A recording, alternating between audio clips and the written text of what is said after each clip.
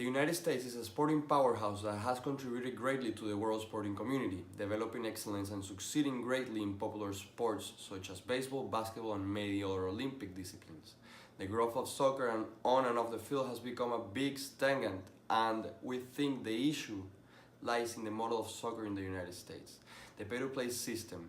This is an issue that has been discussed a lot, especially by esteemed players over the years. Viable steps have been taken to provide a solution. In helping to provide a solution that at least is a step in the right direction, we hope to facilitate a positive growth of soccer in the United States that will increase populous awareness of soccer, help contribute in the long term of success of our competitive teams, and provide access to soccer to those that have been undermined by the dominance of the pay-to-play system, especially at youth levels.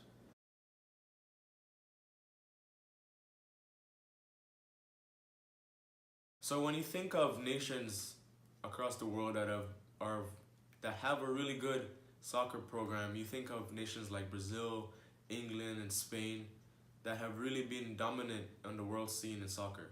One of the things we'll associate that with is purely talent, which is true in a sense, but not necessarily true. You have to think about the environment in which this talent is able to grow.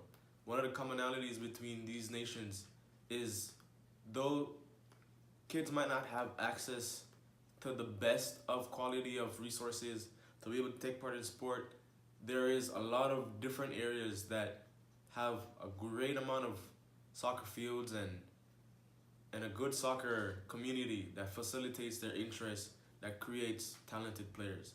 I, for instance, grew up in Jamaica. One of the things that you find traveling around the country is that there's a soccer field literally everywhere, and there will be multiple soccer fields in one community.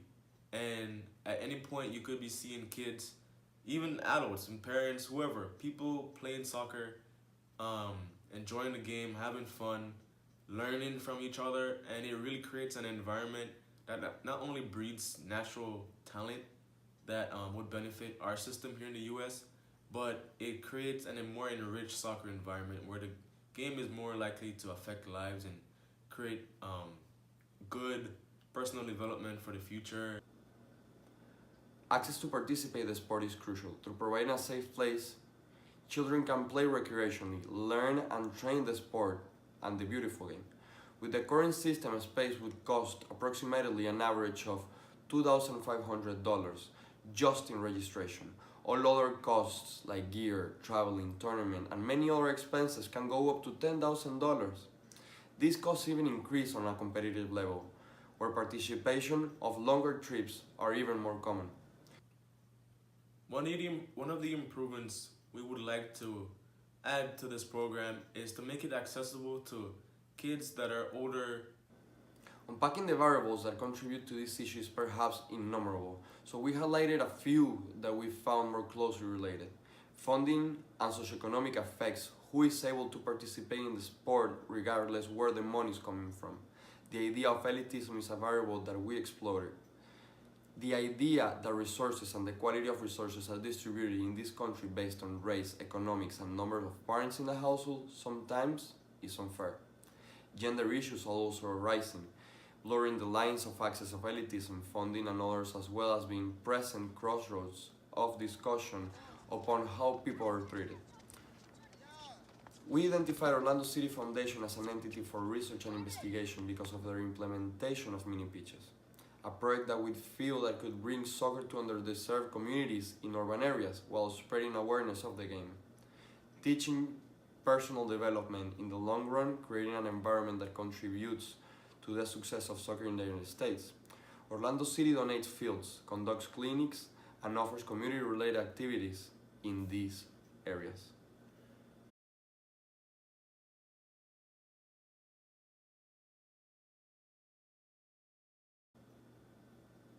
Newspapers and academic journals have warned us about the issues pay-to-play system has caused. The sport has segregated the people with the less resources from access, and has been reported already by several newspapers like The Guardian, and by soccer icons like Hope Solo and Hercules Gomez. This result has caused a decrease in the participation as previously reported by New York Times, and limitation in development of players reported by people like Joseph Ellis in his academic journal and Coach Lloyd Biggs and Stephanie Taylor. Our stakeholders have been key in this issue. Without them, we couldn't have had the first step in our research. Miguel Gallardo has helped us, showing us the importance of connecting with children and how this makes the difference. Lifestyle is a crucial aspect on this. Children have several issues in their families and we cannot control those. Also, there's a bribing issue with coaches where parents want for their children to participate as much as possible, and they offer monetary incentives to the coaches in order for their children to participate more. Kaya Forget, one of the directors of the program, has gave us an insight of how it's important to create infrastructure and how difficult it is to find the resources to develop it. Katie Orbosh talked to us about the importance of having a safe place to play, where just children can have fun, develop themselves. And Elliot Evangelista has shown us how soccer can just be a tool for development of personal growth and values. Mini pitches is the first step in this solution. Soccer won't only grow with this, but mini pitches is the first part in order for development of better players in the United States. Sky Eddie Bruce, founder of soccerparenting.com, proposed a reform of youth development systems, parent education and pathways, rethinking tournament models, increasing volunteerism, and a stronger focus on higher coaching standards and a focus on character development. Our expectation starting to work in this project was to confirm what we already knew. Mini pitches seemed the logical solution to the biggest obstacle that youth soccer has faced, and therefore the popularity of soccer overall in the United States. The popularity of other sports, the lack of access, socioeconomic status, and corruption are probably the biggest variables in this issue that won't be solved by giving away fields. Interviewing one of the first stakeholders was one of the biggest challenges we had in the project. Without embracing perspective taken, it would have been impossible to see the real problems. Miguel brought up us so many different issues to the problem that we didn't expect it. We had to embrace his ideas and therefore apply perspective taken to achieve our goal. Dealing with the children in the sessions involved constant perspective taking to understand their actions and attitudes. Some seek attention or others to be the best. These actions sometimes create tensions that affect the group or some of its individuals. While researching for formal sources, having the desire to encounter new findings was crucial for the outcome of the project. The persistence and eagerness of learning and supporting my information is motivated by the desire of questioning every discovery. Asking open-ended questions has been crucial. Even in conversations where we agreed with the stakeholder, we questioned them to understand the information, relating our previous perspectives that had a wrong approach and new insights provided us with different sources that showcased successes and challenges in integration.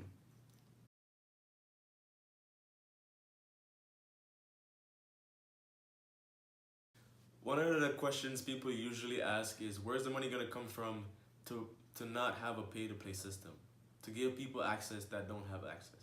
Where are the funds going to come from?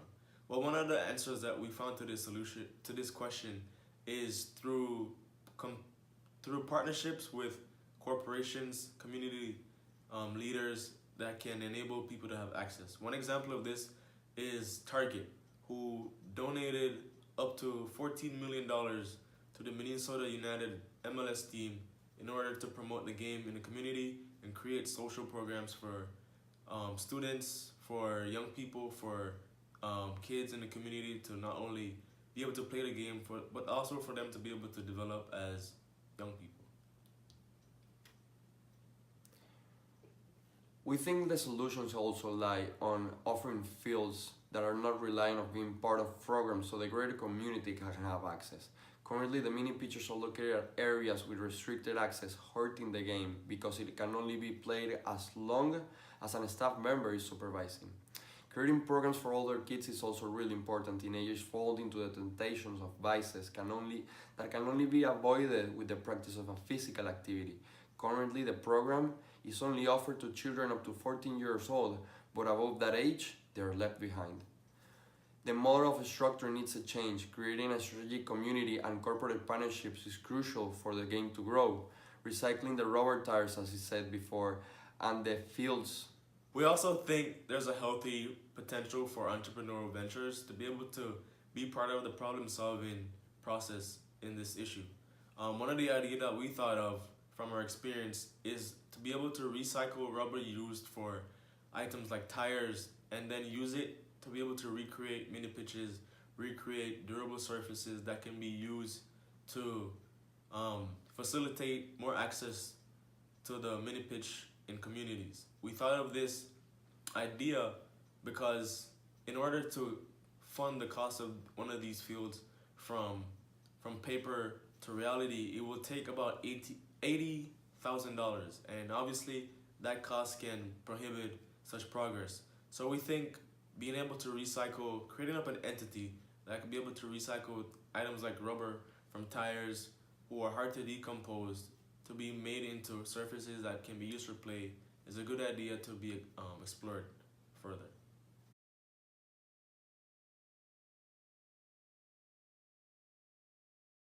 One of the improvements that we would like to add to this program is to make it more accessible to the community.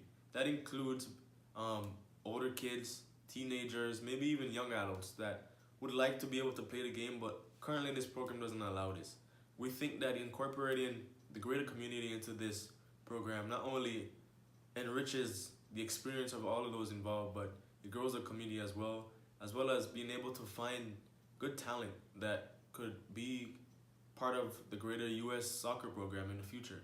For instance, while taking part at different training centers with the program so far, we're able to highlight kids who have shown interest that they want to continue to play soccer and continue to do so competitively. So I think this program kind of gives an open to a solution for the greater U.S. soccer team and community to show that there are kids that are interested in the sport, that are talented naturally, that can take part in both the physical, mental, and all other capabilities that require of the game. And there's essentially a market that is untapped. There is people that are not being seen that have talent and can do it. And I think this is a great incentive for the nationwide soccer community to want to implement such a program as a mini pitches.